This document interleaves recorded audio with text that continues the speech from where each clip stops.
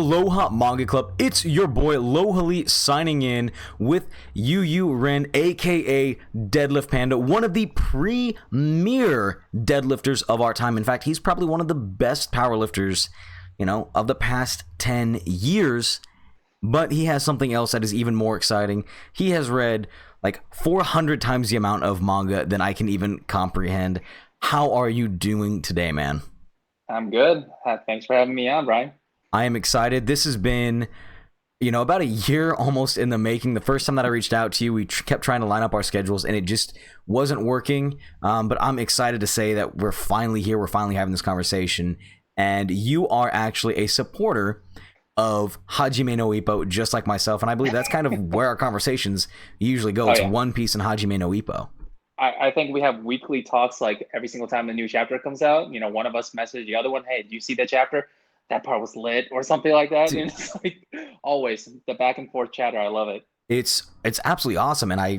And for me, getting to see you lift, but also knowing that you have this deep otaku side with you is absolutely cool. What a lot of people aren't going to see right now is that you in your back corner of your squat rack, which they can kind of see in the background. There we go. There is the Mugiwara flag, and even further in the corner, you have the One Piece Wanted posters. Like, it's absolutely awesome to get to see somebody who shares basically the exact same passions as I do. So can you kind of give us a little bit of background on how you got into manga and anime overall? Yeah. So I was actually born in China and I didn't come to the US until I was 7. But in China, it's a lot the culture is a lot closer to Japan. And I grew up pretty much reading comics regularly. The first thing I read, even before any real books, was Doraemon. And in China, it's really, really popular. So it's called Jichimo. So, like, I don't know if you're familiar with Doraemon, but basically, robotic cat comes from the future, try to save this kid to make him not a loser. Has this magic pouch, can bring out any kind of tools possible. Every kind of scenario. There's houses underwater, there's flying little umbrellas you can wear on your head, cool stuff like that. So I just got like engulfed in the entire culture of just reading comics as a little kid. And then of course we had like Dragon Ball growing up. So then like that got me, as a little boy growing up, super, super hyped about everything. So ever since China, I always collected manga. So I don't even know where these boxes are. I'm sure it's in some storage somewhere. My mom's got to keep it. But every time I used to go back to China to visit, I used to bring back about 5 or 6 different series. It's so cheap in China. Like they sell everything on the streets. You can buy probably like 100 books for equivalent of $5. And I know that's gonna make you cry with how expensive it is here, but it's super cheap. So every time I go back, I used to just stock up on all the manga, bring it back, pretty much have like one suitcase of just pure manga for myself. And so I would store it back here in the US. It's somewhere now, but it's all in Chinese. So then once I started realizing, well, so that's the manga side. I never really collected manga in English. It's all in Chinese. But then once I started getting into more of the anime side to watch it, that was pretty much when I was like a teenager and learning about torrenting. So back then, torrenting was a thing. I used to download gigs and terabytes of anime and then burn them onto like backup like DVDs. We didn't have like big hard drives back then because everything was expensive. We had DVDs to burn them on. So I pretty much had like a binder full of just all anime that I used to love and watch and follow. And those were the days when like, Bleach was first coming out, episode a week, Naruto was coming out, things like that. Yeah. So I went to college with just this entire giant binder of anime, probably like 200 series. And I'm glad I got roomed with like super nerds too, because we would have like anime watch-a-thons and just like hang out like all the time. And then I joined like, some random honor fraternity that also had people with the same passion. So it's just been a huge part of my life like, ever since I was a little kid. So it's been great. Dude, that's like I remember talking to you one time and you said you've read almost like what, 2,000 series or something crazy like that? Oh my God. I mean, so that includes all the, trash that we were just talking about, like trash isekais. There's a bunch that, looks good in theory. You read through a synopsis, and then you're like 20 chapters deep, and it's so generic it makes you want to gouge your eyes out. But it's the sunken cost fallacy. You got to finish it. So it's in the thousands, but I'm not gonna say I'm proud of all of them. There's probably like only a handful in there that are probably worthwhile. but there's so many I follow nowadays that are just purely for like sunken cost purposes. There's a bunch of Chinese ones, a bunch of Korean ones, some like Hunter and Berserk that only come out twice a year that we still hold on to hopes for. But yeah. I'm still crossing my fingers on Berserk getting some kind of ending before he dies. Or we die, one of the two. It's one of the two. Yeah, that nihilistic point of view just fits Berserk so well. Exactly. Did you see that George came out of Hajime no Ippo just came out recently and said we're only halfway through the story and we're at 1,300 chapters? I'm like, George, this has been going on since 1989. This is 30 years old. This is literally older than me. It's 30 years old. You're going to write this for 60 years. You're going to be dead, man. Like, I don't know what his plan is here. It's just going to come down to him and Oda just kind of having like a face-off to see who's going to finish the series first. And the one that, it's going to be a game of chicken. Whoever pulls out first loses. We'll see. Dude, Oda, I think, is probably going to... I think Oda's going to pull out first, but that could just because George is just insane with his slow story, like slow, methodical story progression. I'm excited. I mean, I love, like, you've seen art style evolve over time because it started so long ago, and it's just been an awesome ride. I go back and read the old classic fights all the time, the first MC Road fight all the way to now, just to get more hyped.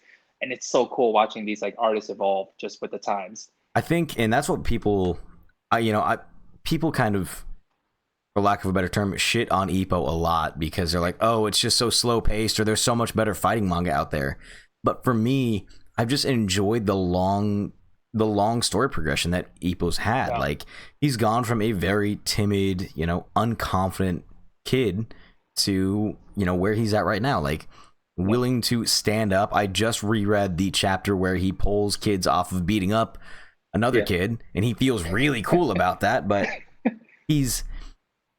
I've just fallen in love with that story style. And the art, like you said, you see this like softer late 80s, early 90s style, kind of that Dragon Ball soft face look. And then you've seen him slowly progress further and further along till he's, honestly, if you were to tell me that was the same artist, I'd think that you were lying. Yeah, no, I agree. I think a lot of people definitely look for the fighting ones where it's kind of instant gratification, kind of like Baki. That's why it kind of pulled a lot of people in the second it went on Netflix. Like, people saw this instant. Everybody has muscles. Everybody can like punch somebody through the wall. It's cool, but nobody really has the patience, or I guess very few people have the patience to see where they start out as nothing to get to sort of a world champion, kind of like where Ippo's gotten to. And it's super cool. I love those kind of manga.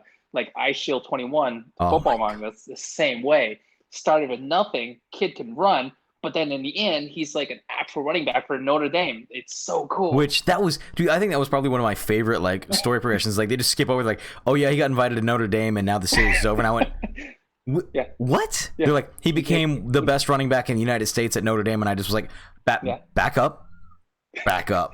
Well, that was the lie, right? Like, that was the original lie that he was actually a running back for Notre Dame and came to play high school football. Well, nobody really questioned why that was, but he made the lie a reality. He did. In fact, and then once we get to the All Japan tournament, there's like 10 different candidates for the actual, a real Ice Shield 21, and it turns out it's I can never remember. I'm the worst with names, but it's the guy from the Alexandria, the Alexander school. The one based off. One. Yes, exactly. And you were like, the Japanese guy, like, and he one called. What was his name? And he could run back. He had his Emperor charge where you hold him and he just kept moving forward. Yeah. And he could pretty much, like, I played football in high school and he pretty much just did what coaches say. Just keep chopping your feet. Just keep going. Just drag everybody. Yep. And dude, that's why I liked Ice Shield 21 so much. I've actually just made a video about that. I played football in high school as well. You wouldn't guess it by looking at me. I used to be 240 pounds and I played center. So I was the Kurita of the team, only I was super untalented when it came to sports. But it was, I got to experience all the emotions that he was going through at the same time, and I was able to put myself so deeply into his shoes. And I think that's, for me, why I enjoy sports manga so much. Same. Like, that's honestly, like, what got me into so many of my hobbies, and that's part of my love for manga. It's like, like you said, I Shield 21. I wish that came out during the time I played high school football because that might have made me like actually want to train so much harder than I did. But like Initial D, that's what I grew up with. That's what got me into like Japanese cars as a super racer as a teenager. Like everybody did. Fast and Furious Initial D is responsible for that. Dude, Initial D is Yomo, just a legend. oh my god, it's just the Empty Ghost. The sequel is just nowhere near as good. Have I you don't know seen where. have you seen the live action one Yeah, on one shot in Netflix? China. Yeah, the Chinese company that shot it in Japan. Yeah. What? That's what that Oh yeah. Oh yeah.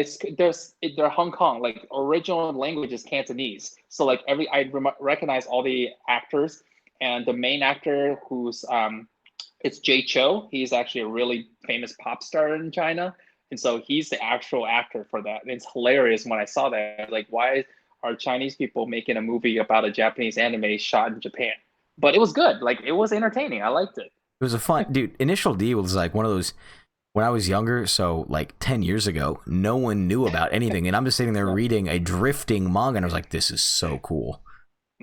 Yep. And then the first season anime came out. I was like, this is awesome. Watching like the gum fight when the Civic and the guys like trying not to crash off the side of the road. I was like, I probably this close to trying that one day and then end up like doing other stupid things in a car anyway and probably would have got myself killed. But things like that, it just makes you like want to get into those kind of sports. And Yomawashi pedal like that. I got a road bike right after I read that. I, rode up the hills in San Diego singing Hime. It was, it was hilarious. Those hills in San Diego are mean. Oh, yeah. Like, I'm used to, like, there's a few mean hills in Kansas City, but San Diego's just constant hills. Yeah, Midwest. I didn't realize how flat the Midwest was. Oh, I took it for granted until I came out here, and biking is a different beast over here. Bikers' legs are massive in San Diego. Yeah. Like in Kansas City, they're like, okay, I got to go up a few hills. It's fine. I saw one guy pedaling with it in flat ground, like he had it in the flat gear, and he was just pedaling up a regular hill in flat. I was like, that wouldn't work in San Diego. I was like, that wouldn't work in California. Yeah, but just read Yomawashi pedal, and then you're gonna be motivated to go do that in like a little basket cart. Dude, the first like big arc in Yomamushi pedal was really, really fun to read with the super creepy guy who bit down so hard he broke his teeth. Like that was such a fun arc to go through. Yeah. Oh my god, those were so good. I'm trying to think of I there's just so many fun sports manga out there. There's been like 20 people now that have been telling me to read Haikyuu, so the volleyball like manga and anime, and finally broke down and watched the first episode. It was good. I shouldn't have waited this long. I don't like volleyball, so that's the only reason I haven't watched it. But it's one of those like the first episode catches you, and now I'm like addicted to it. I'm gonna have to go back and actually read the manga because I don't have as much time to watch the anime.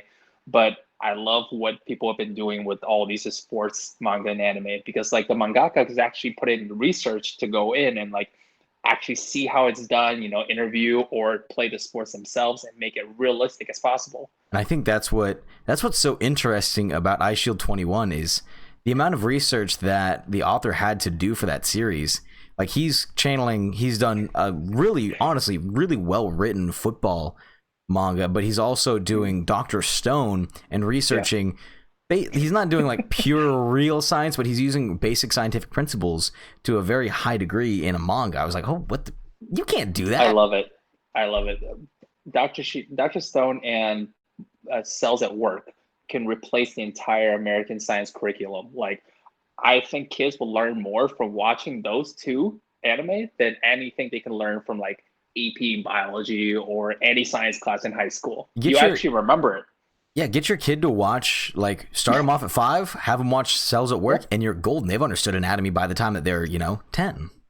I work at a biotech company right now that does immunology work, and honestly, like, I learned stuff from those immunology episodes that I took for granted because I have more of a informatics, like genetics background, so like those immunology side, I don't have as much exposure for, so like I'm taking notes over here mentally just from the T cell, B cell stuff that they're talking about, and it's awesome. And then you go into work and you're like, walk in, you're just like, hey guys, what's up? I got something new to talk to you about today. Exactly. Just show that at the next lab meeting. It'll be great. Dude, like I said, the way that manga and anime just really, you can see so much passion. Even the ones that suck, you can see so much passion behind them because they're literally spending the time to do it. Like, I'm gonna use a very bad example that I always throw in, like Change 1, 2, 3. That was. God. Yeah, see, you've read that. Yeah. You know what I'm talking about. Like, it's not a good manga. I did. But Shamefully, yeah. I have, like I said, I've only read like 250 manga in my life. Yeah. Which, again, there's a lot of them that I'm like super ashamed to say that I've read. Like Change 1, 2, 3, definitely not going to go through and reread it because it's super problematic. But when I was younger, like that was really good. And then there was what was Sundome? Sundome was one of the weirdest. Oh, that was dark. That was super dark. The ending of it was just. I mean, what is that one? Friend Poyo or something. It's the little. It's you know what I'm talking about. Goodnight Poon Poon.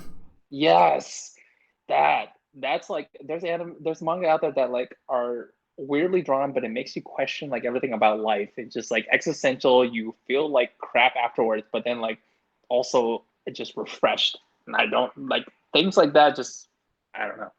It's crazy how manga can do that. Dude, I have not actually read Goodnight Poon Poon. Like, do it.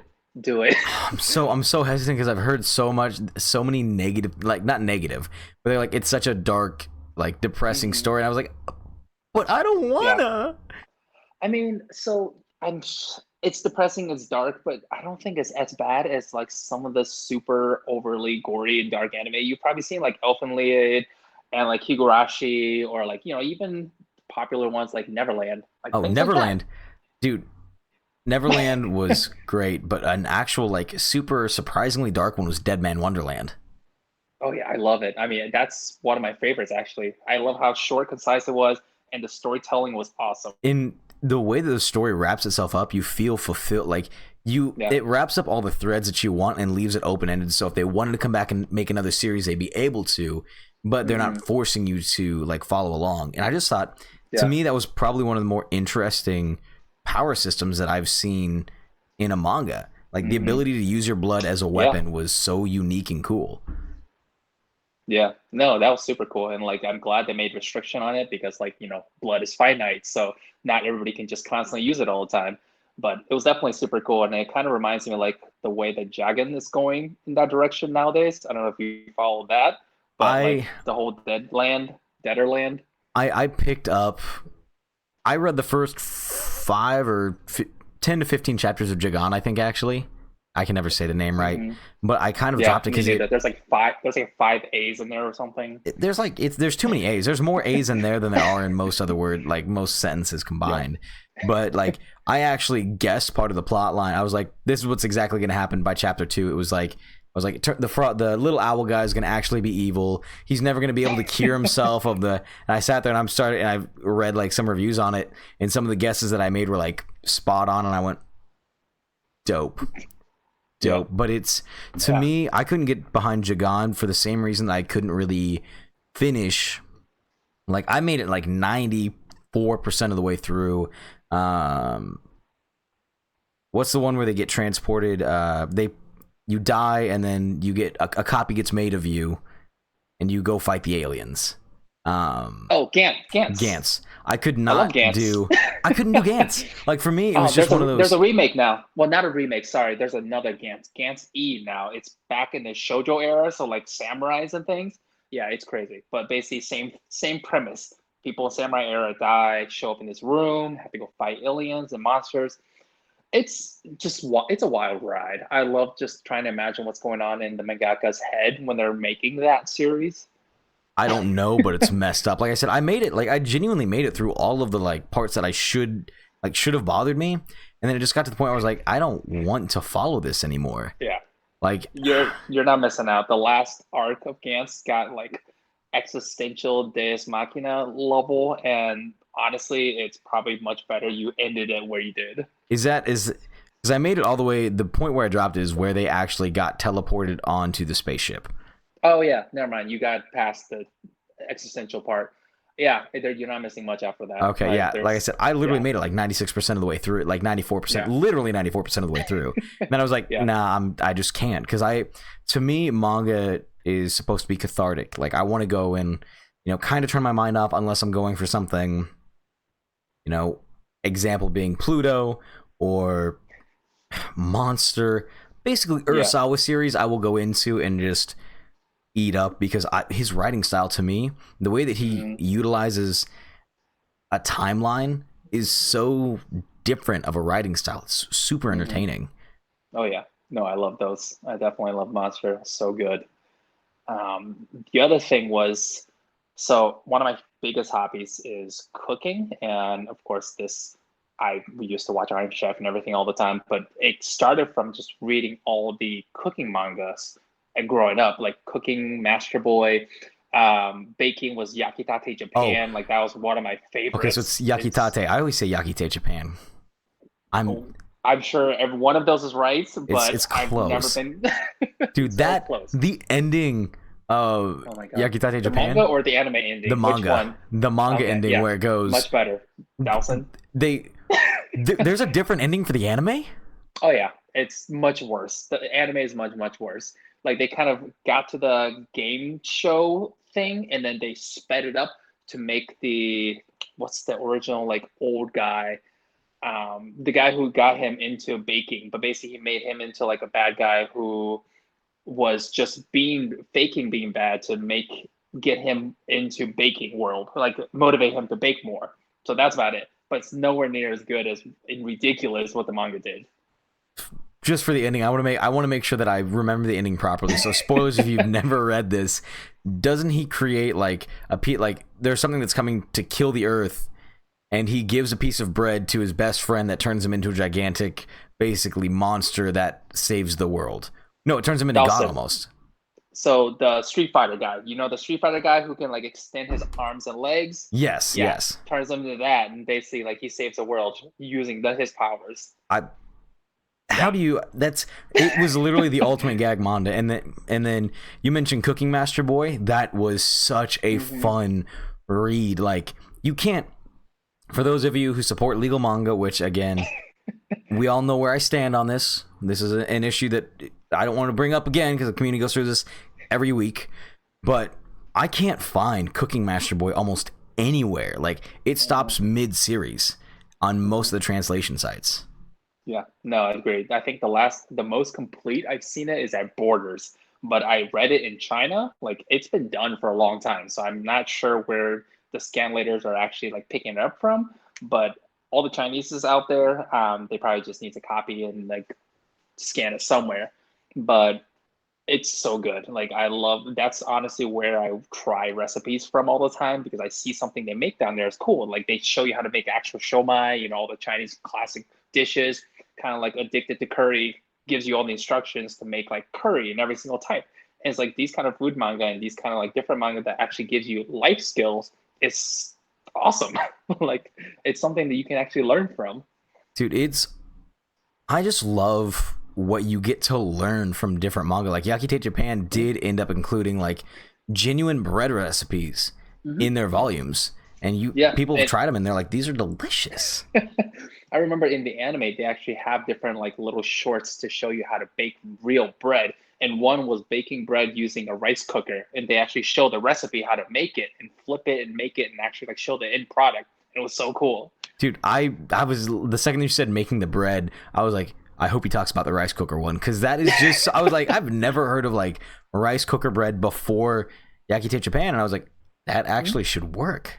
Oh wow. Yeah, exactly. I know it should speed it up. Proof the bread, bake the bread, do everything. It's brilliant. And my wife is a baker. Like she loves to bake a lot of just like products, and I may or may not have bought her a pizza stone to replace because you can use a pizza stone to replace a tandoori oven. A tandoor. And so I definitely got it for naan bread, but she uses it for like croissants and like super flaky breads, and that's awesome. The best $25 investment I've made in this house by far. Oh yeah. I remember in the Yakitai Japan they were getting the lava rocks or some kind of UV rock to bake it from, and it makes it extra delicious because the UV light gets like refracted into the bread or something. It's crazy. I don't know if it's true or not, but You should test that out and report back. I'll see what I can do. I think my favorite one is when he makes the 1 trillion layer croissant and just like hits it with a spoon and it just like falls apart and it becomes the most flaky buttery thing in the world. And I went, oh my god, what is going? And then you have your solar hands / solar gauntlets, but then you can also train your solar hands to become solar gauntlets at the same time to get like. I was like, yeah, you could have your like super gauntlet overcoat by like dipping in like dry ice or something. That's what Kuwabara was doing. It's insane. Everyone talks about Shokugeki no Soma being over the top. I was like, I don't think you understand. I grew up on Yakite Japan, so Shokugeki no Soma is just, I was like, okay, it's a little weird, but it's not like, saving the earth by giving somebody delicious bread weird. Yeah, I honestly like, I love cooking manga and animes, but I dropped that. Like Shokugeki, after the first season, after everything was done, Arena was all good again. When like the dark chefs came, it was a point I was just like, I'm out. Like this has gotten too ridiculous. His dad like got beat by this new kid, and it's like his whole goal screwed up. Like no, I dropped it right when they were starting to fight the Elite 10. Like, so you're still behind. You're still in the back a little bit. I'm still in the back a little bit, but every now and then I just hear something going on, and I just creep onto Reddit and like read through what was going on. I was like, good thing I dropped this. I feel my investment of time was 100% not worth what's going on right now. It just went from like cooking to try to take advantage of how much skin they're showing to kind of get more attention and less cooking. It went from like there was, don't get me wrong, there was a lot of fan service, and I'm not the biggest fan of fan service because it's not aimed towards my age, your age. It's aimed at 16-year-old boys, and as a 16-year-old boy, I would have loved it. I would have been all over that. But as like a 26-year-old man, I'm like, I don't want to see that because that's not. It's like that whole USPC situation that we ran into. God, yeah, see, that's all that I have to say. Yeah. We can't mention some of these words on YouTube. I'm just waiting for like a powerlifting manga to come out. I know it'll be boring as hell to watch, but like dumbbells is pretty close. Like close. Dumbbells, it's close. There's I don't know if you read the chapter about deadlifts with the girl with the entire like Kendo outfit doing the deadlifts with her hat and everything. That was hilarious. Like I posted that and it was like, everybody's like, where's that from? Like, how can I learn how to deadlift? Well, it's a manga. You can go read it. Like they teach you how to squat, bench, and deadlift with actual proper form, which is pretty cool. See, what I think, if I was going to write a powerlifting manga, I wouldn't make it focus on the powerlifting. I'd make that like kind of a side aspect and do more of an actual slice of life, like following around just somebody who has just a slice of life where their release, instead of going and playing video games or doing something, is going to the gym and actually just working on training, and it shows like a slow progression for them, and it could be a longer running manga. I would love that. Yeah. I don't know if you read or watched Genshiken like growing up. I did Anime not. Club. Okay, I think that would be like you were saying. It's kind of a slice of life anime club, going to anime cons like that. That would be kind of a good way to sort of incorporate that. One of them gets into powerlifting, teaches the club things like that. That'd be kind of cool. I think it would be. I can see it. I think that'd be really great, and you could even do. I'd take it from the perspective of somebody who's just like graduated high school. They're like 17, 18. They're looking for something to do with themselves. And then maybe, obviously this would be wish fulfillment on my end, but it's somebody who's like, they find out that they just have talent in the sport, and they just keep progressing all the way until they get to national level and just see. Yeah. Because let's be honest here, a lot of the guys at the national level have really interesting and unique personalities that would be super cool to see in a manga. Yeah. Like imagine Russell Orhe, for those of you who don't know, probably one of the best 83 kilo lifters out there right now. He's 83, right? Yeah. I get all my weight classes mixed up because IPF does different things with their stuff. They do. I know. He would be definitely like a Naruto character, like that you have to fight at the end, like Sage the Sixth Path. It's honestly, I think it'd be really interesting to see like follow an 83 kilo lifter around, like because to me that's one of the most interesting weight classes right now because everything else is dominated by singular people, where there's actual good fights going on in the 83s. 75 is doing decent right now. I know that Atwood nearly got beat last year. So close. Yeah, Atwood, Pug. You've got a couple of people. God, what's his name? Just I think retire or it's moving up to a different weight class. But I mean, right now the kings are still for 74s is Atwood, for 83s is Russell, 93s is kind of where the fight is because David Wilson won last year, Oh, but right. Ashton Rushka is the monster that keeps putting up unbelievable gym totals. He You know just what? kind of I'm yeah. I'm terrified for the showdown that's coming out in 3 weeks, like that my gym is hmm helping host, hmm because I really want to see what John Hack is going to do.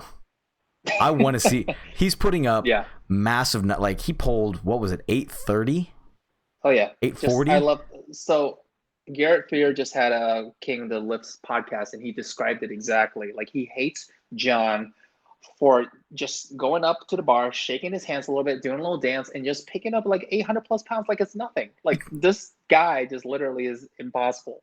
Like he's It's not human. he I think if he continues on the path that he's going on and he keeps taking weight class after weight class, I think he might come close to surpassing Ed Cohen.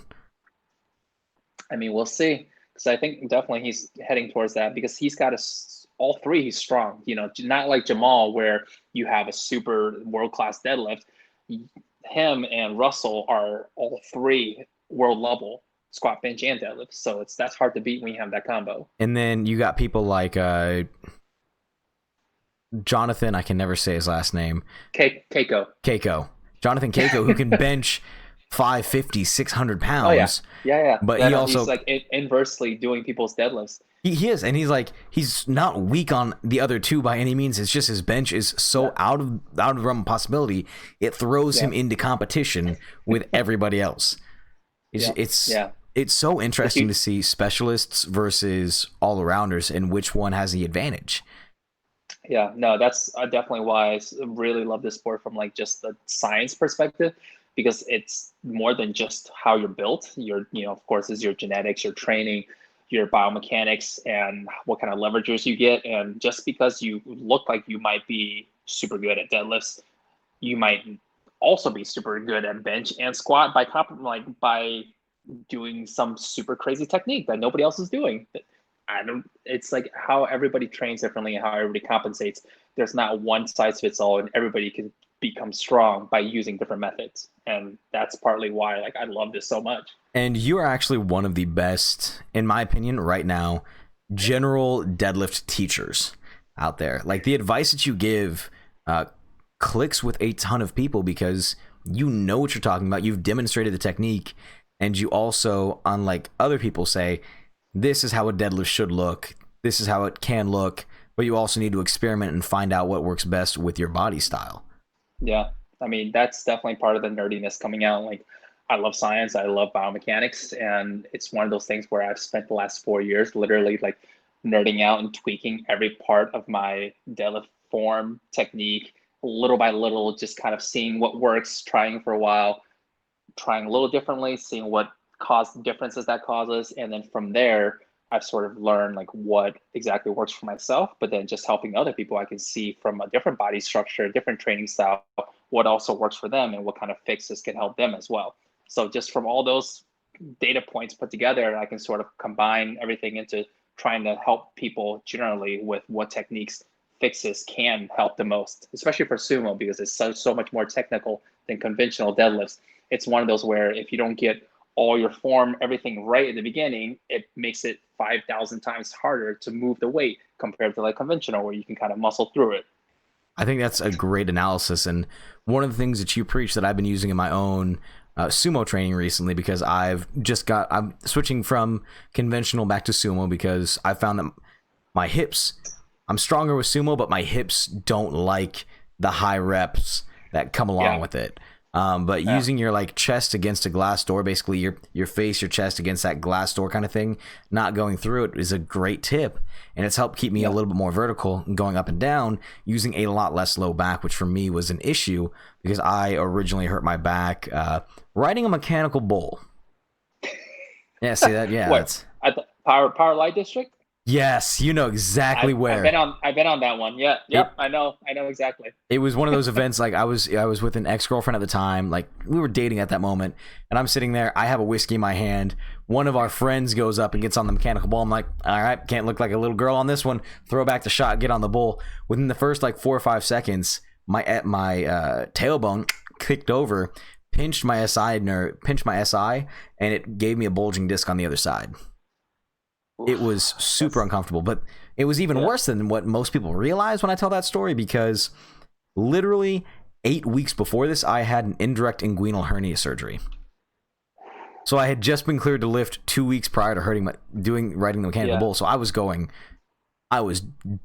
dumb and going hard. And like, I come back, I was like, yeah, I haven't lifted in 6 weeks. I'm going to pull 405 for reps. And my body was sore. So I was like so sore that day. And I was like, I'll do it Hmm. anyway. And I think that's what contributed to my back just kicking over. My muscles just were not Yeah. prepared. And so I Yeah. was out of lifting again for another 3 months after that. So no bowl since then, right? Literally, I've said that I only have one genuine regret in my life, and that is riding the mechanical bull. That is exclusively it. That's good. That's good. At least you learn, you I, know? No, we all do dumb things. but I've gotten to work with some really good coaches as well. Like Trevor Jaffe was one of my original coaches, and Oh yeah, I love Trevor. he knows so much. Like the powerlifting world, when you really dive into it, like there's so many genuine people, just like there is in the manga community. Like Hmm. where people who do it seriously or do it because they want to are so passionate about it. 95% of them are willing to pass on information for free, Hmm. and to Yeah. give advice, because they're like, I want to see you succeed. I want to see you do your best, because we care about Right. competition. We care about seeing people succeed. What was kind Yeah. of your introduction into powerlifting? So I've always been into strength sports because, like, in middle school, high school, I played football, basketball, soccer, all the sorts of different sports coming up. I also threw shot put and discus in high school, but I never really knew powerlifting was a sport until I moved here to San Diego. So, like, of course, I always did the bro thing before. I started doing starting strength when I was doing my PhD. Picked up a book from Ripto and was like, "Hey, this sounds cool." So, like almost everybody else does. And then once I got here to San Diego, I realized there's actually a community for this. There's people actually doing this for a competition.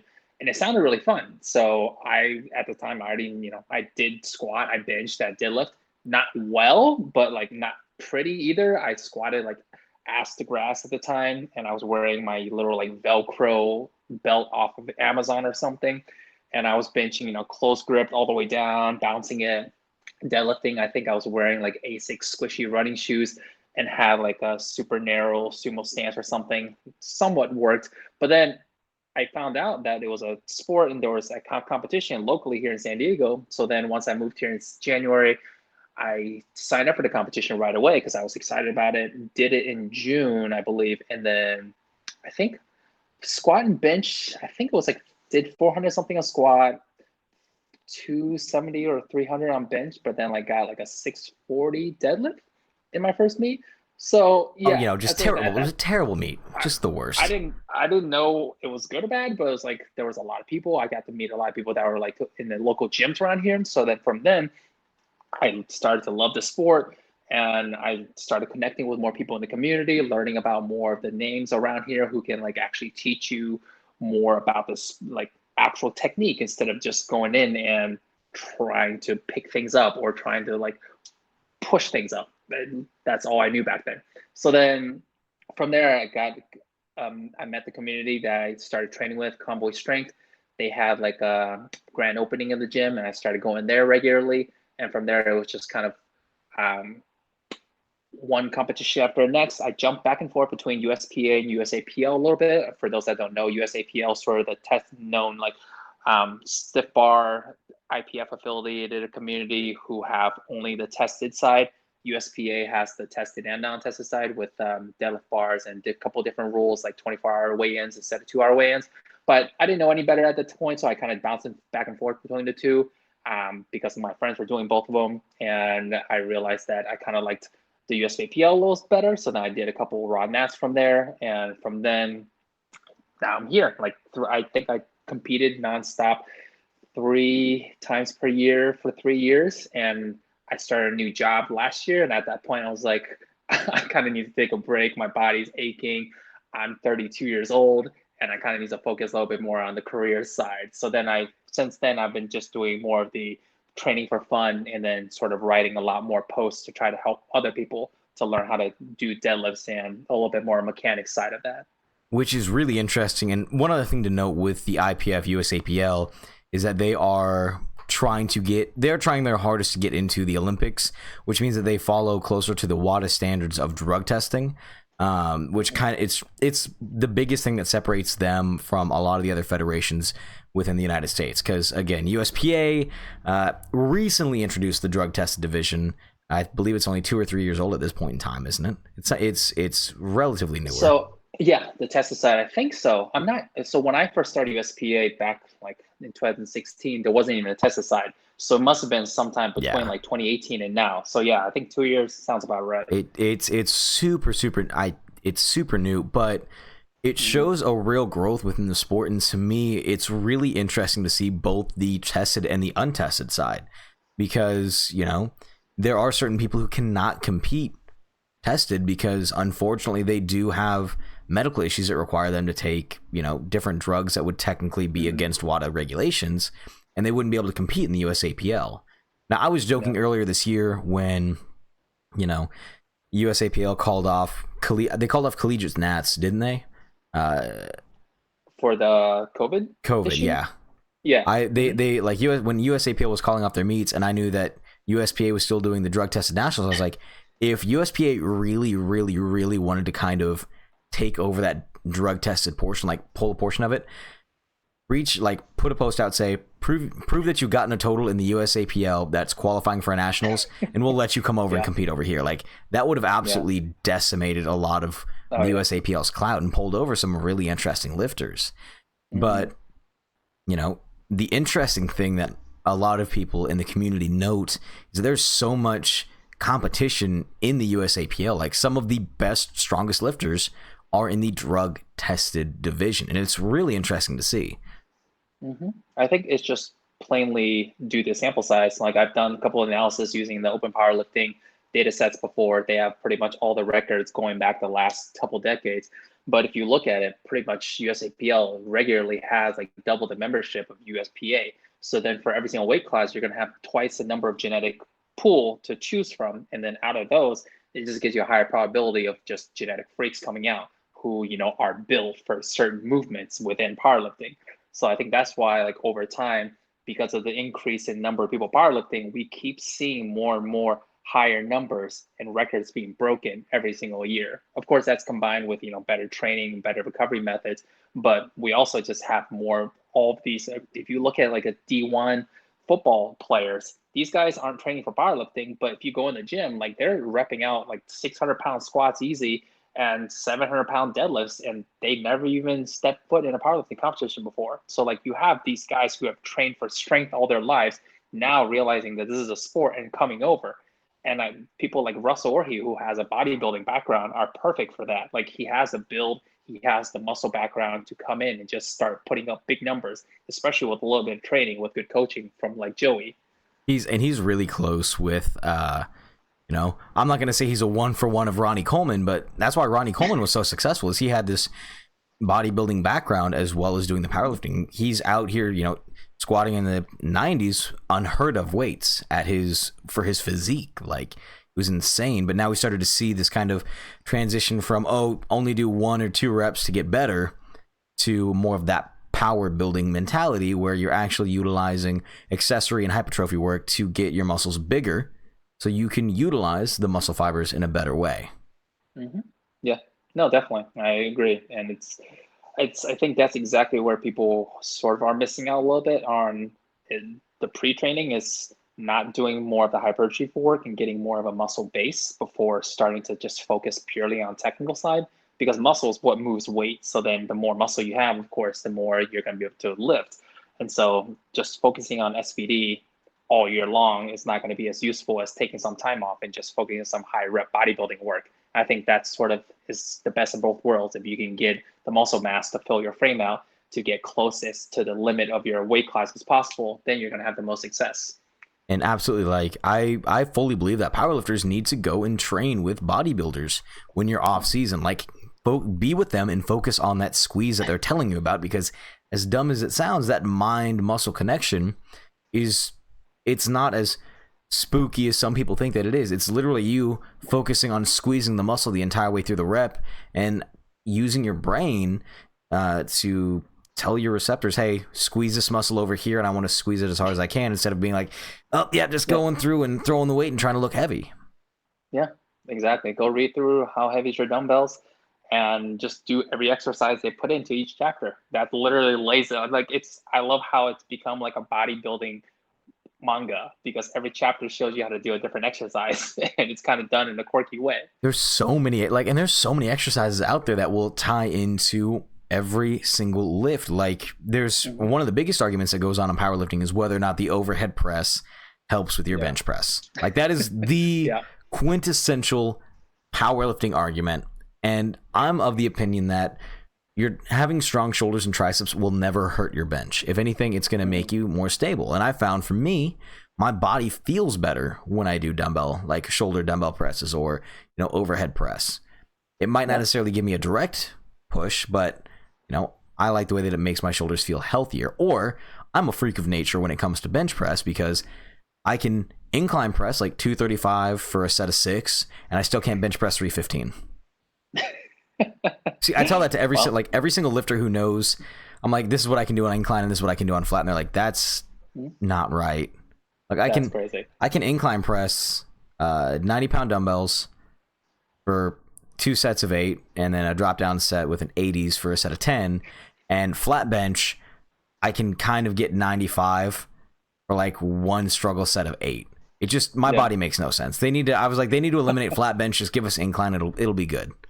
See, I'm the opposite. Like, I've completely taken out overhead press and incline press out of my program for probably the last 3 years now, just because every time I do any kind of those motions, my pec minor on my right side, it's shorter. So then it always flares up and kind of gets pulled. So then anytime I go heavy with any kind of overhead or incline press motions, this side just completely goes out of whack for a week. So only flat bench, honestly, that's the only thing I do, variations of every single flat bench possible. And it seems to be working. So I just pretty much hit bench 4 times a week. And it's one of those, it's the lift that responds most to frequency. So the more you lift, the more you bench, the more you're going to be able to bench more. So. And that's absolutely true. Like I said, it's just so weird that is the powerlifting movement controversy. Like, we've moved away from sumo is cheating to overhead press doesn't do anything. No, nobody ever moves away from that. As long as we have gym bros that never competed in powerlifting before, see that, you're never going to get the sumo's cheating argument. You're never going to see the bench arches cheating. Oh my God. Those two, never going to see go away. I think one of the craziest things that I've seen is how Japanese benchers actually, they have their own special grip to get their the Japanese grip. Yeah. It's crazy. I'm like, that seems like cheating to me, but I'll take it. Well, so it depends on if you can actually do it. So I think it's one of those things where I tried it, and it feels like my shoulders are going to tear off, because you have to externally rotate your hands so much just to get your fingers hooked on the rings for legality. But then you have to basically rotate your arms completely to hyperextend the flare. And so at this point, your shoulders are bearing the entire weight. So you have to have a hypermobile spine to be able to make it such a small movement that it's not going to strain it over too much, or else you're just going to snap your entire rotator cuff. It's so interesting to see how close you can get to the actual definition of the rules and still be within it. Like, my very first meet, while we're talking about first meets here, you went and pulled 600 pounds. I didn't know if I was pulling sumo or conventional until my last warm-up. I'm in the warm-up room, and I didn't train at an actual powerlifting gym at this point in time. I was back in Lincoln, Nebraska, training out of a Prairie Life. And I was doing sumo and conventional, and in the warm-up room, I'm just standing there for the state games, AAU state games, and I'm doing a warm-up, and I look over at one of the guys like, hey man, would you mind watching this and telling me which one to do? I'm not entirely confident with this. And he looks over and he sees me do both, and he goes, never do sumo again. Actually, no, he said never do. He said never do conventional again. That's how bad my conventional was. Wow. Yeah, it was miserable apparently. And then, but because I started off a lot like you did, we're reading Starting Strength, using that kind of basis to learn how to lift a little bit. And then I just go and watch the Elite FTS, So You Think You Can Bench, So You Think You Can Squat series. Honestly, one of the most in-depth YouTube series on powerlifting. This was back when YouTube channels weren't as big for fitness. This was 2013, 2014, back. Like, Brandon Campbell was probably the biggest name in powerlifting YouTube, along with Candido, and what was his name? Lane Norton, I think, was back then too. Lane Norton had a little bit, and there was one other guy who's Nick Wright. Yeah. And Omar Isuf.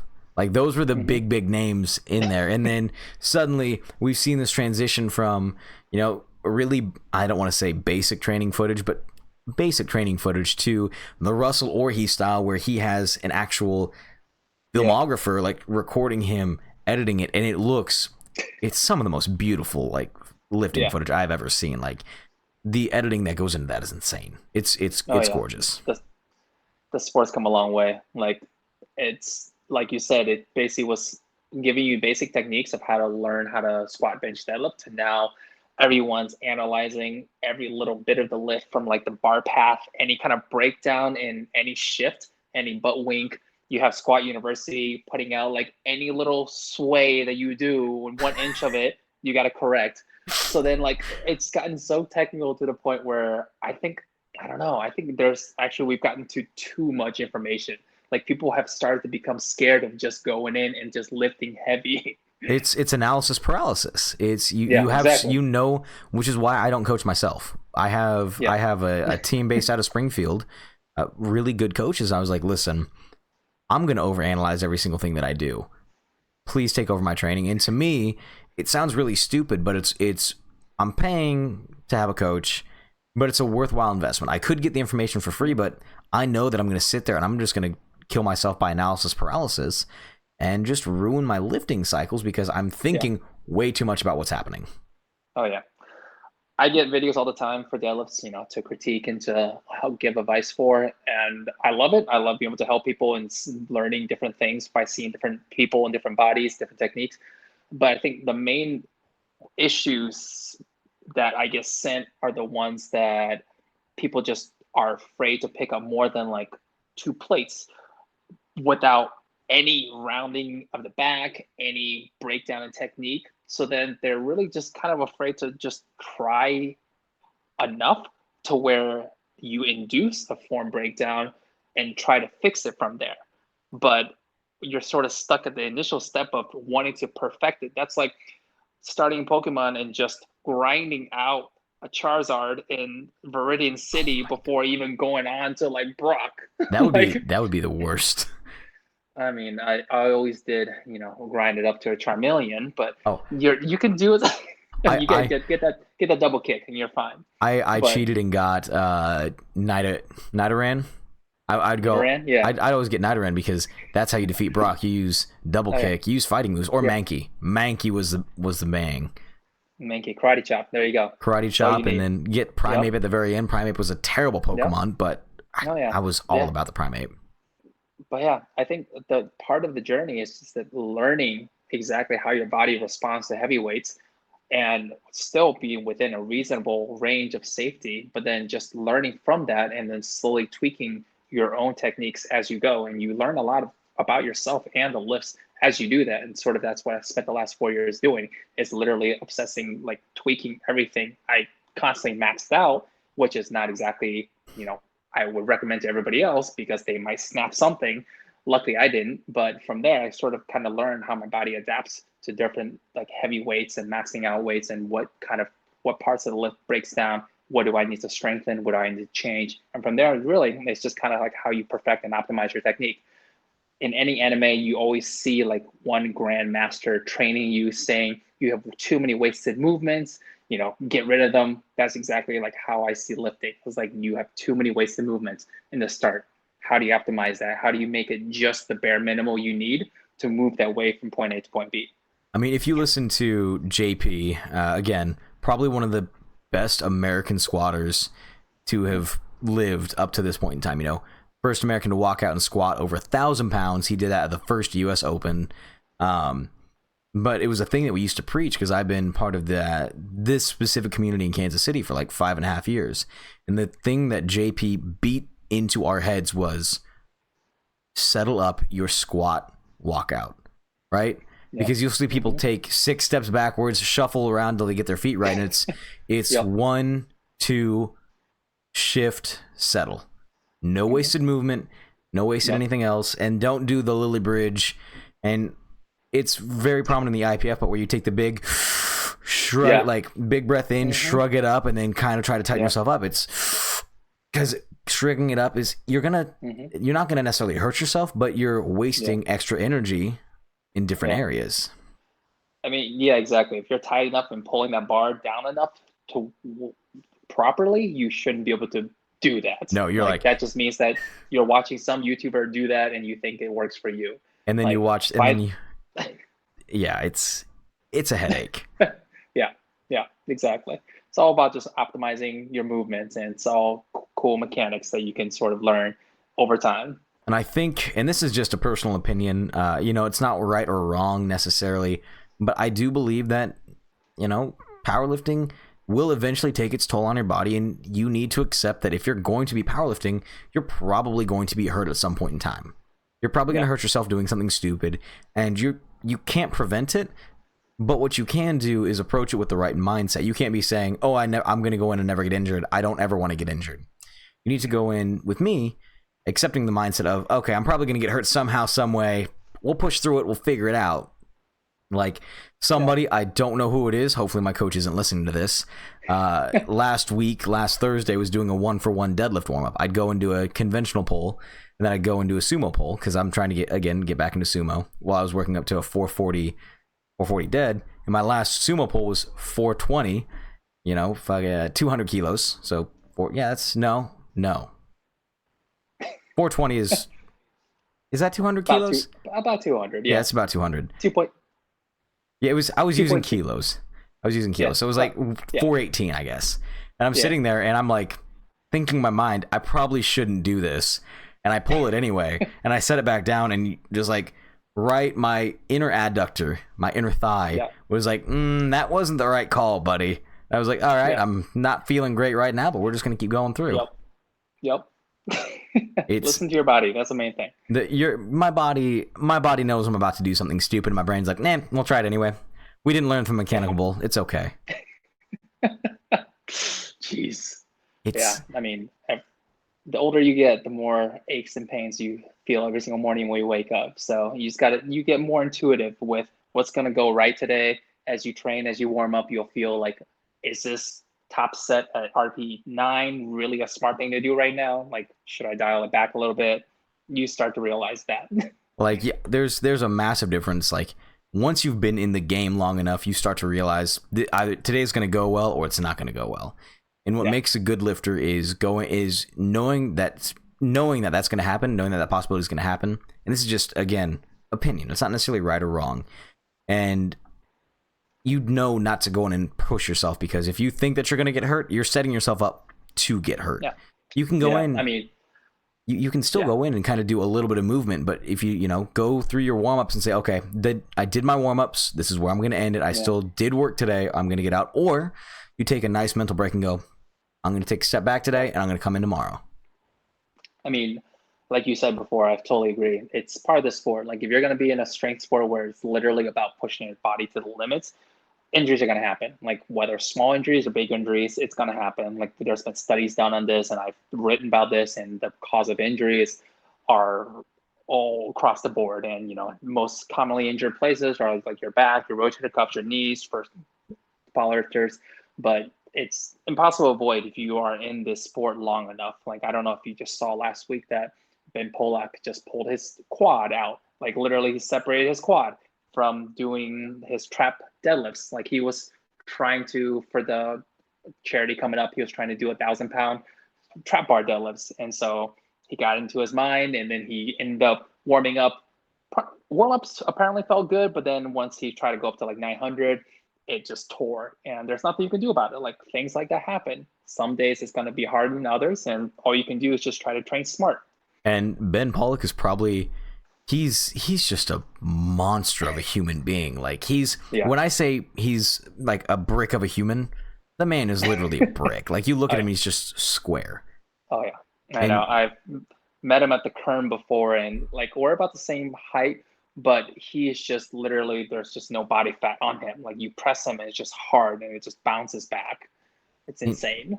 And the amount of like and this is kind of slightly off topic from that, but he's also a massive Pokemon nerd from what I've seen on his like Instagram thing. Like the amount of nerds in powerlifting, like otaku nerds specifically, is it's astronomically insane. Like we all like World Breaker Savage loves I can't remember what his he called the White Yuri Belkin is his other nickname.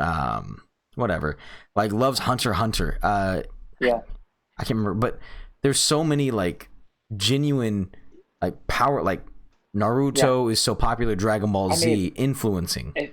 If you see Russell, like he's constantly about Naruto, and if you see like Joey Flex is a huge weeb. Like he posts animes that like are niche that nobody else even watches. I didn't even think anybody else watched that stuff, but like he posts like everything. And it's great seeing like these big names out there that's actually like huge weebs. And so, dude, Joey Flex has so much, like he just posts so much weeb shit. I'm like, you know about that? That's interesting. Or like exactly Johnny he has he's Dragon Ball Z is his main thing. Dragon Ball Super is his main thing. The Tournament of Power, like he posts about that constantly because that's what he loves. Keiko loves. Keiko. No, he's all about. Every day he's like at least has 3 stories about Dragon Ball, like clips from Dragon Ball Super on his story, and that's what motivates him. It's so cool to get to see this community. And when I was younger, I say younger, it was like 8 years ago. It's not that far. It's not that long ago. But when I first started powerlifting, everyone was so insulated in their own little world. We weren't able to connect with this kind of thing. But as it's grown in the sport, like you find out that these kids who were loving, manga and anime, they didn't necessarily try sports when they were younger, but then they started getting into lifting and they're like, oh, this is really exciting. And you talk to a lot of weebs and they're like, oh, I love going to the gym. It's a nice, relaxing hobby. I'm like, yeah, this is what I'm about. Like, I mean, it makes perfect sense because like most of the anime and manga that are popular, like the shonen ones, are all about working hard to get from nothing to like everything. Like Black Clover, it's one of the most popular ones right now. It's literally about this kid who has no magic and just worked out like 24/7 and got to where he is now by pure muscle. Jacked. Though I will say the only complaint that I have about Hajime no Ippo is how George always says that Ippo has no talent. I forgot about that. I was gonna talk about that earlier during the Ippo discussion. I was like, you don't get to compete on the world stage if you don't have any talent. Like, he's talented. He also had a strong background. Like, he balanced on his boat, fishing every single day. He's just a strong kid. He's like Farmer Strong. Dude, Farmer Strong is insane. There's one guy who used to compete in the 83 kilo class, Mike McGivern. He doesn't look like he'd be able to do anything, and he has the tiniest chicken legs that I have ever seen on a person. And he comes out and he just close stance squats and deadlifts 600-700 pounds. Like it's nothing. I'm like, dude, Mike, what the hell, man? Yeah, there's a new kid at SoCal Powerlifting in California now. He came from MIT. I was talking to Sean Noriega about this before, but he's basically, you look at him, and I think his nickname's like Hercules or something, but like this dude is just so built like a lineman, and his form like is not there yet. He basically has not like middle of the ground technique. He's still learning, but this dude is manhandling like 750-pound for triple deadlifts, and he's like, I think just a little bit over 100 kilos weight, and you can tell like that's just pure strength. Like this kid grew up hauling things over his back. Like that's just how you build strength up. Dude, it's insane. Like that's, my wife is just naturally good at what she does because she spent her whole life working with her dad. I was odd. My grip strength when I was younger, my grip strength was unbeatable because I mowed lawns for every day for 10 years, and all that I do is hold on to a vibrating thing pushing it up hills. My grip strength was awesome. Exactly. And now since I haven't mowed an actual lawn in 3 years, my grip strength has started to go downhill. I'm gonna run to the restroom real quick, but I will be right back. Absolutely. Cool. Actually, I was gonna say so what we're actually getting at is it's okay to be a weeb, it's okay to be a nerd and still lift. Like, it's an amazing thing that we get to see this kind of world building around us. All of these different mentalities really combine, and when you have a passion for one thing, you can share it with something else. And it's really interesting to see how, again, the community has grown to really love and accept people from different backgrounds. And to me, powerlifting and, you know, manga otaku culture are one in the same. There's not really a massive problem with either one. But it's great to have conversations with people like this who love Mangan Anime. That's right. I was filling time by doing the Midwest specialty and BSing. It's you know, just continue on the last point real quick. You were talking about grip strength, and one thing I would really love to see more people come to powerlifting from is rock climbers. Like, that's what I did before, like bouldering. I don't know if you tried that before, but if you can crimp, which is basically using your tiny fingers to hold on to a tiny little piece of rock, if you can crimp your body weight, which a lot of these rock climbers can, you can hold on to any number of weights on the deadlifts as you possibly, like, there's no slipping there. So if these guys, like, who are lean as hell, come over, I just want to see this more intercross of sports. And of course, there's a ton of rock climbing mangas too. And there's, I forgot what the last one was, but was Koku. There was a guy who like started at the school rock, like, climbing indoors, but then ended up going to Everest or something, and he ended up like dying on Everest. It was like turned from sports to like depressing, but was it was that Koku no good. Hito? Maybe. Because that's the I've read that one, and it's literally The Climber is the other name for it. Yeah. It was serialized in Young Jump from 2007 to 2012. Mm-hmm. Does that seem like I the think right that's one? the one. And yeah, I think that's. Yeah, because that was a super depressing one. It was. It wasn't. It didn't start out depressing, but then like later on, because like there's somebody that he idolized or some friend he made ended up going up to Everest and then dying from that. Apparently, like, they just made it everybody's goal to try to like go climb that and free climb Everest. Because I'm reading the synopsis of it right now, and I think this is the one that you're talking about. It tells the story of an introvert solo mountain climber, Mori Buntaru, who's introduced to sport climbing after being transferred to high school, and later dedicates his entire life to professional mountain climbing. Like, that one, yeah. See, literally, it's it starts out from this high school kid who's like knows nothing. He just basically knows how to climb up rocks, and then goes into win some competition in high school, to this obsessing about nothing else but climbing, living out of like a 1-bedroom apartment and just working to fund his climbing for his entire life until he goes up Everest. Like, I just want to know what happened, what's going on through the minds of these mangakas who are making these kind of stories. And if anything like halfway through happened, that just kind of like depresses the hell out of them. Well, apparently it was based on like a real life mountain climber. Oh, really? Yeah, it was partially based on a real life mountain climber. Because don't they go on like some school trip, and like his best friend dies in a climbing accident, and he just becomes like super depressed and introverted after that? Yeah, I think like they were climbing up, and then there was like a rock that fell and basically just took out the entire, like, half the face of his best friend. Yeah. He got obitoed. Yeah, exactly. Exactly. Which, no, it's great though. I can't talk about Naruto because I didn't hate Naruto when I was younger.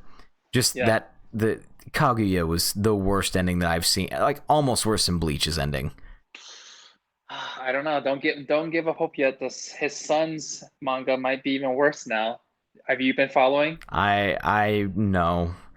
After what happened after they came out with Boruto originally, and I heard all of the negative things about it, I was like, I'm not even gonna waste my time.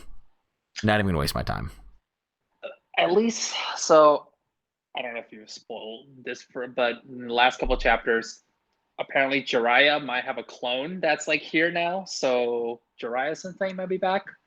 I don't know if that helps you to want to get into it.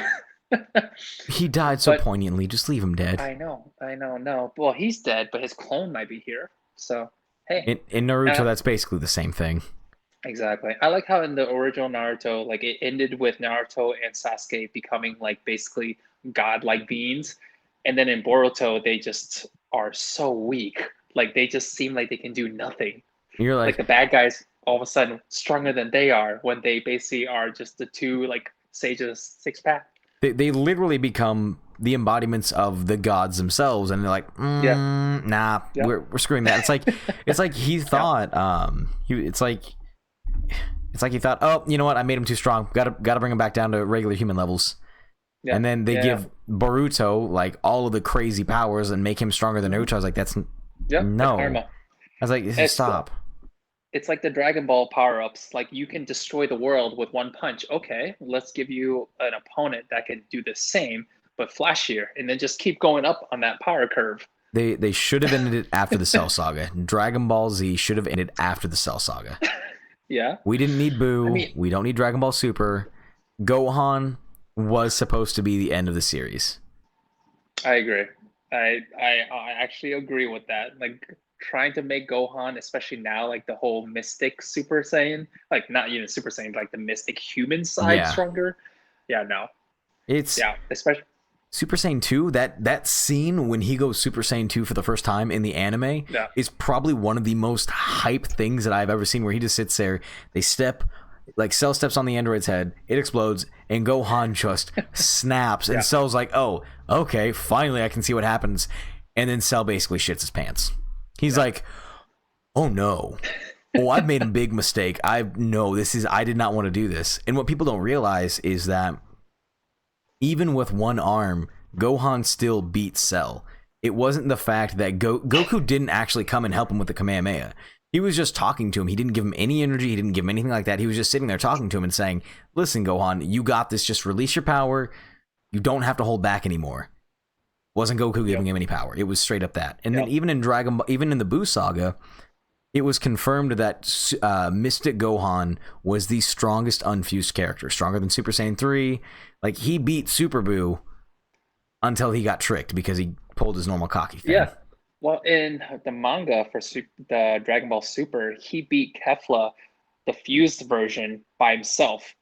Gohan did, and basically it was just basically the kamikaze. Like he then knocked her out, she knocked him out, and that was it. Like he basically one-on-one beat one of the strongest characters in Super. And he was like, nah, so, yeah. It's okay. He's like, I got, and he didn't train for, he stops training all the time. I'm like, stop it, Gohan. Like, just train for like an hour a day, maybe. Like, hit up, like a normal person, just go hit the gym for like an hour. Like, go Super Saiyan for an hour 4 times a week, call it good. No, Chi-Chi ruined him. Chi-Chi. I having a Chinese mother, I understand that totally, like completely. Like, she's a good representation of like that era when Toriyama was growing up. Like, she's a proper representation of what he saw as a mother. That doesn't mean that it makes the comic any better. Just like he forgot launch. He forgot launch and then transition from Dragon Ball to Dragon Ball Z, and that was only like a 2-week span. Yep. Yeah. No, I mean, right now, pretty much Dragon Ball's just become motivation porn, and I'm glad it's serving as motivation for so many people, because a lot of people do look to it, just for training, powerlifting, for everything. But it's definitely just entertainment purposes. Like especially the new arc with the Moru. Yeah, exactly. Like it's just gotten ridiculous. Like with the Ultra Instinct sign and all the different, like now Vegeta learning the different techniques. It's just crazy. Like I don't know what else they can do. It just needs to be done. And they've also taken away something that I really liked about the original Dragon Ball Z series, and that was the dudes were yoked. Like they're so much thinner now than they used to be. Like you look at Goku. Do you remember Goku going Super Saiyan for the first time? Like the man was massive. Like those delts that was like all the way up. His delts were bigger than most people's heads, and now he's just like a thinner. Like, and I get that they changed artists and all this, but he's a thinner version of himself. And they started to do that transition in the Buu saga. Like no one, like after Dragon Ball Cell Saga, people weren't as yoked anymore. Like 12-year-old Gohan was a massive creature. Like he's just standing there, huge, ripped, and you're like, oh my god, that's a 12-year-old. He's gonna kill everybody. Yeah, no, I agree. It's definitely changed. But the only big, like large human we're seeing nowadays is like Broly, not even human, but Saiyan. Like Broly in the new movie, made Goku and Vegeta look like they don't even lift.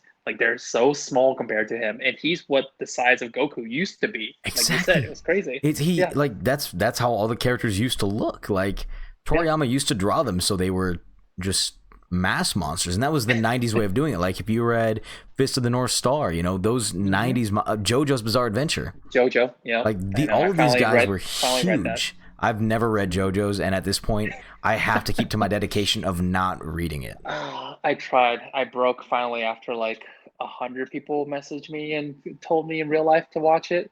It was okay. Like I can finally say that I've watched it. I get where all the references come from now, but it's still not up there You're for me like, personally. you won't go back and rewatch it. You're like, Yeah, exactly. Yeah, it was too hyped up. It's been too hyped up now. It'll yeah, never be able to live up to the standard that people exactly, are telling me. Like if I had exactly. experienced it on my own, maybe. But like for me, I'm at the point now where I made a comment at one point in time where I don't like Death Note. I think that Death Note is overhyped. Yeah. And Did all that's the Did you get a lot of death notes from teenage girls like threatening you afterwards? not just girls. Lots of adult males are also upset that Yeah. I don't like Death Note. Wow. I think that it was literally the biggest. I don't know how it happened, but there was just an ass pull that I did not like. It was Yeah. it's what ended the middle. I was like, you didn't have a plan. You just knew who you wanted to win. You didn't know how you were going to get there. You're not that good at writing. You didn't plan it out all the way. You were like, okay, this is what's going to happen. Did But you read the one shot remake afterwards? nope, No. nope, That was not even. you sh- it's like one chapter. It's entertaining. You get to see President Trump try to bid for a death note. It's hilarious. It's I don't know what it is. I just couldn't like Death Note was so overhyped for me. I was just like, it's okay. It's not my top 100. It's not my top 50. Like there's like the Ares manhwa I liked a lot more, and it's not that good. It's so bad, but it's so much fun. Yeah. Oh yeah. No, I have plenty of like that. Like that's why I have so many guilty pleasure of like Chinese manhwa, like Feng Shenji, like the one that I told you about before. I don't even know what the translation English one is, but basically the kid comes back. It's all like done in beautiful color artwork, Dude, and so that one, Feng Shang-Ji is absolutely it's one of the most beautiful manhwa that I've ever it seen. is. It's like No, it's so good. and I don't like color comics. Like my brain can't Really, comprehend them. Oh, my brain just doesn't work that way. Like like solo leveling, not even that. I couldn't get into them just because Really, wow. I think I'm better with Japanese colored manga than I am with American comics because the panels on American comics are so small compared to what I can see with manga that my brain just has a hard time comprehending what's going on in the panel. Like, I'm not sure if it's like dyslexia or some other kind of ADHD or just being stupid. I don't know. But dude, Feng Shen-Ji was so beautiful. It was Yeah. in the story that it told, like the character progression that it took with the MC, whose again name I cannot remember, is it was enjoyable. He had his little angsty dip phase for a while, but then like he came back. But It we was all all go good. through that. We all go through that low angsty dip Yeah. phase, and he started off as a terrible person, and then he started off as a really selfish kid. Like I did like the irony of the body that he got into was of a slave that he blinded earlier in his life. I was like, Yeah. poetic irony. Yeah. And then Towards what were you saying? Yeah. I was gonna say towards the end it was just sort of like it got a little bleachy in where he kind of had like the epitome of the powers from every single like fraction. Like he had the gods, he had the humans, but then he also had the dark ones, and then he had the spirit world. And it was kind of just it reminds me of Ichigo just kind of magically having all these different powers. And I'm But glad that they took out the dark brain, like, but everything else. but even then, he had the dark bring. Like it was just like, oh no, you have. It's all according to Aizen's plan. It all goes according to. I was like, so you planned that he was gonna be a. You knew all of this, Aizen? Like I get that you're smart, but you knew that he was going to be Yaoich's replacement. Interesting. All right, good plan. Good plan. That's Aizen for you. Yeah, apparently the Burn the Witch is going to be it's in the same universe, so I'm interested to see how that's going to tie in. I'm hoping It doesn't look bad. Like Burn the Witch isn't bad. It's not bad. Yeah, yeah, it's entertaining. I mean, you can definitely see the Bleach character carryover, but it's not bad. That's because Kubo is probably one of out of the original big three.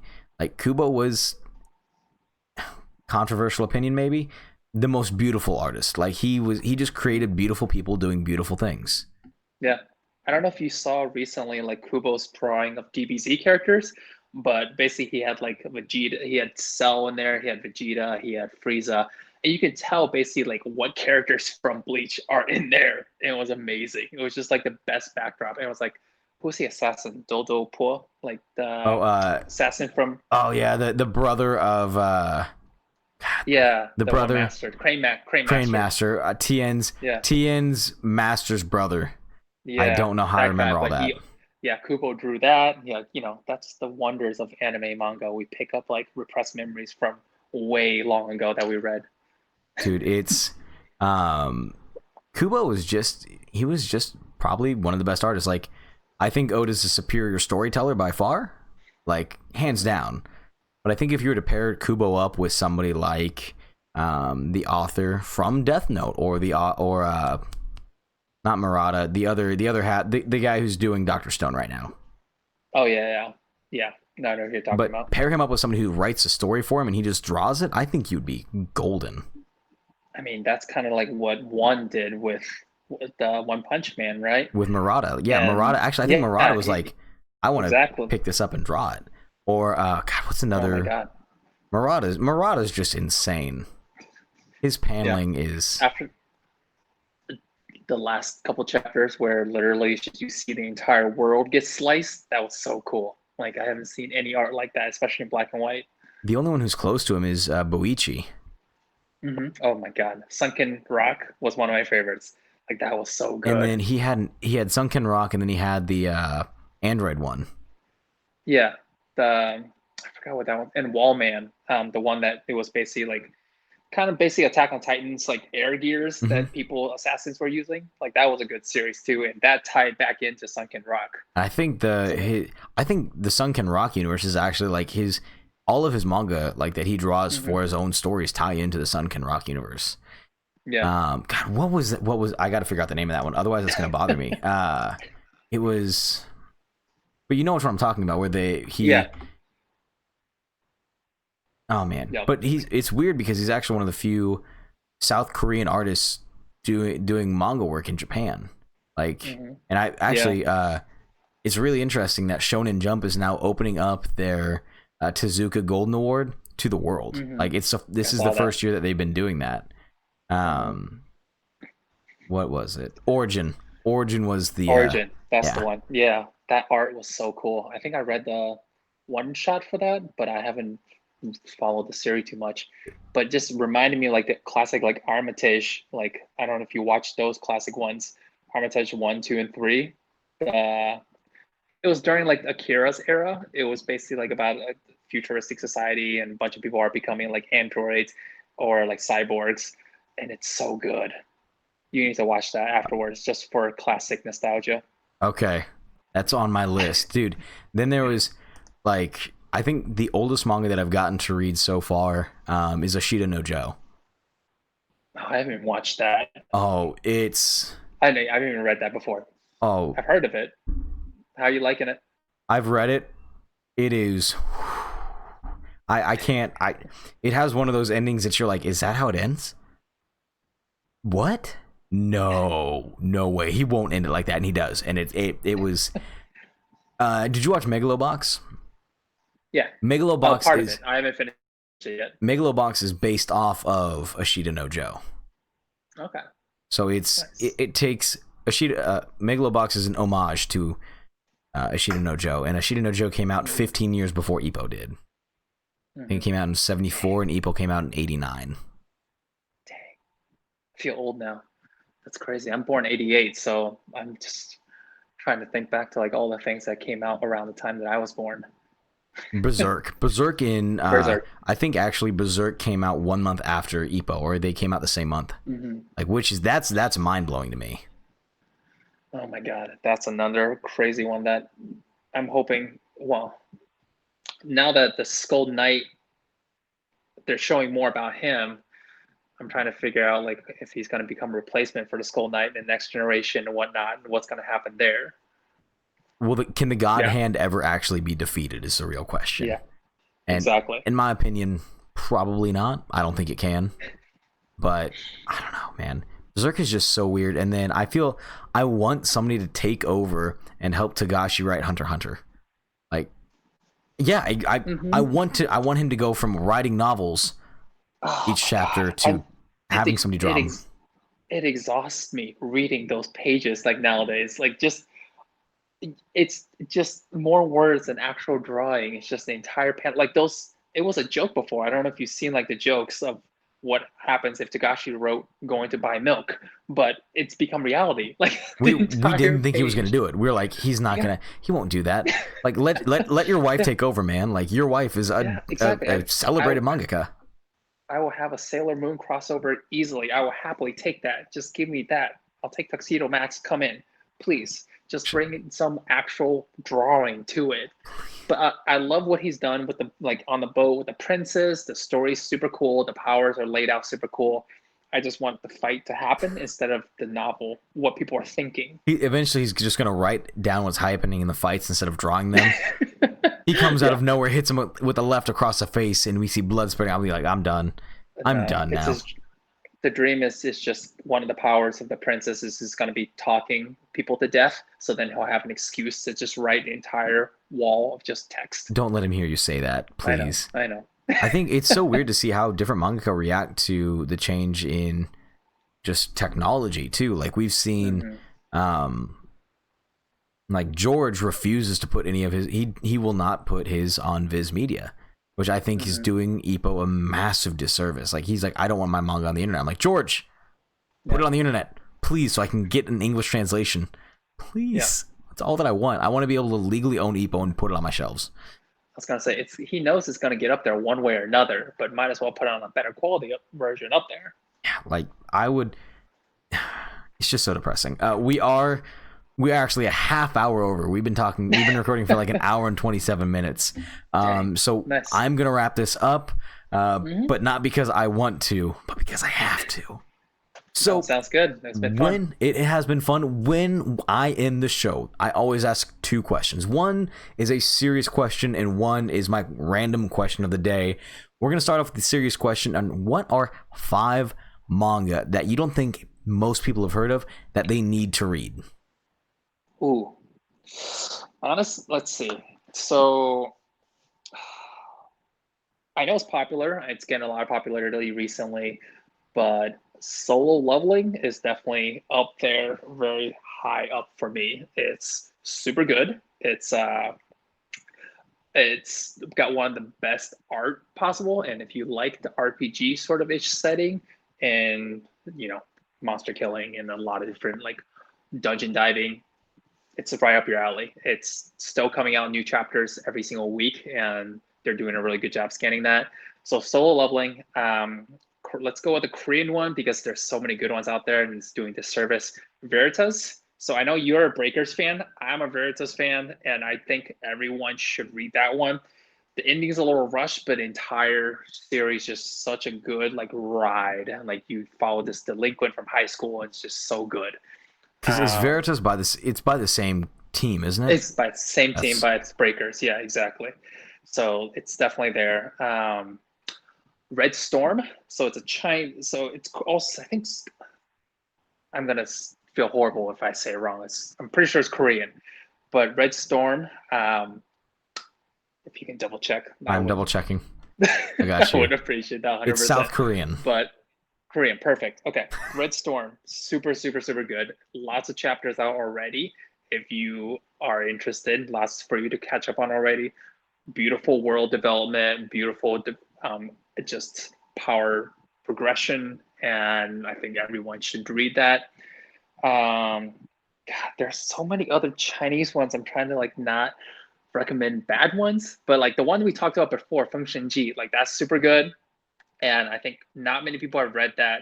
And so everyone should definitely jump on Function G. Like it's in Chinese translated to like sealing God, like story of sealing God, like that. But Just look for it, and Function G will be right up there.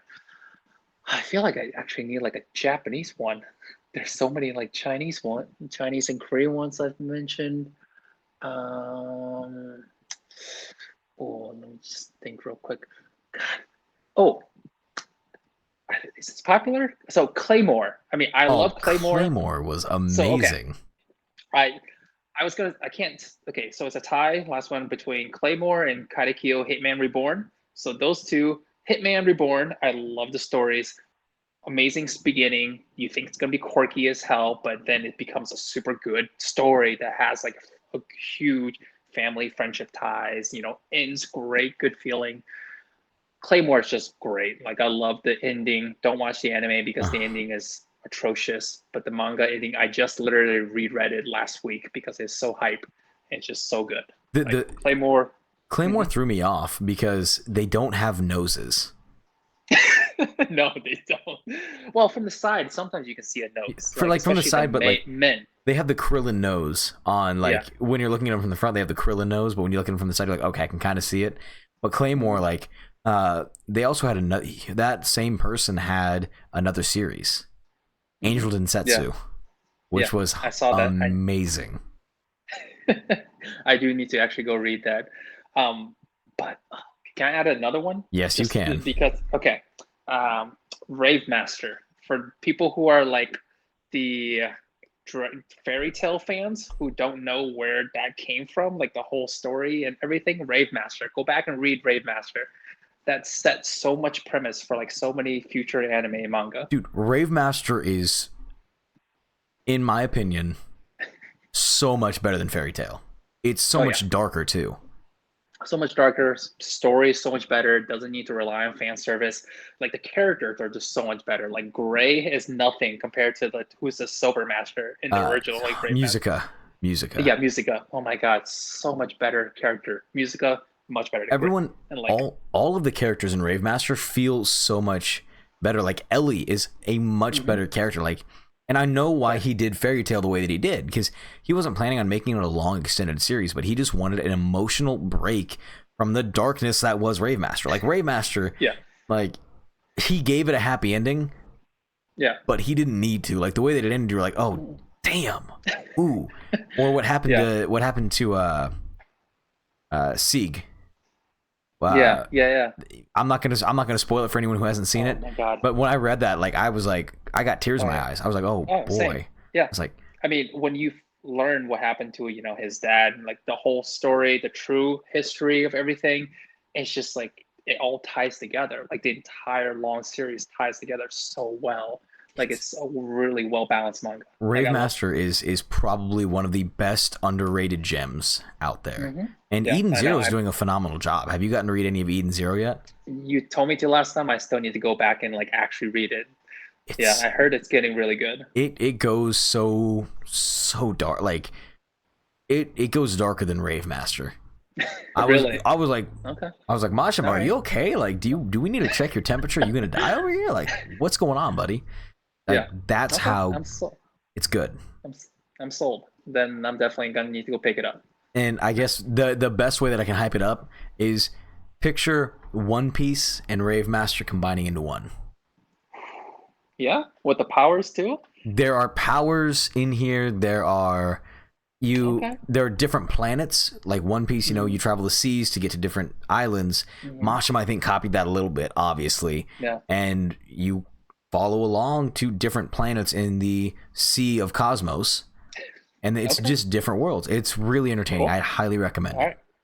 I'm down. All right. Right after this, I'll go start reading after my workout. Darn. Hey, I mean, the workout takes priority. Let's be serious. But now it's time for the random question of the day. And like I said, I don't plan these out. I just think about something, and I think about something that we might have talked about, or I look around my desk. But today, I want to know, what brand of knee sleeve are you? Oof. So, I used to be diehard SPD. I think knee sleeve, good question, because it tells you a lot about yourself. I used to be diehard SPD. I was a USAPL boy, IPF, diehard. Nowadays, honestly, it's between Stoic and A7. Dude, It's more of the I'm more relaxed, laid back now, easy to slip on, doesn't stick to you the second you start sweating. It's just overall good feel. See, Good feel knee sleeves. so I've had 3 different brands of knee sleeves.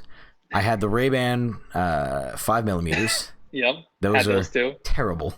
They literally do nothing. Do nothing. I was like, oh, I'm getting so much out of these. I got 0.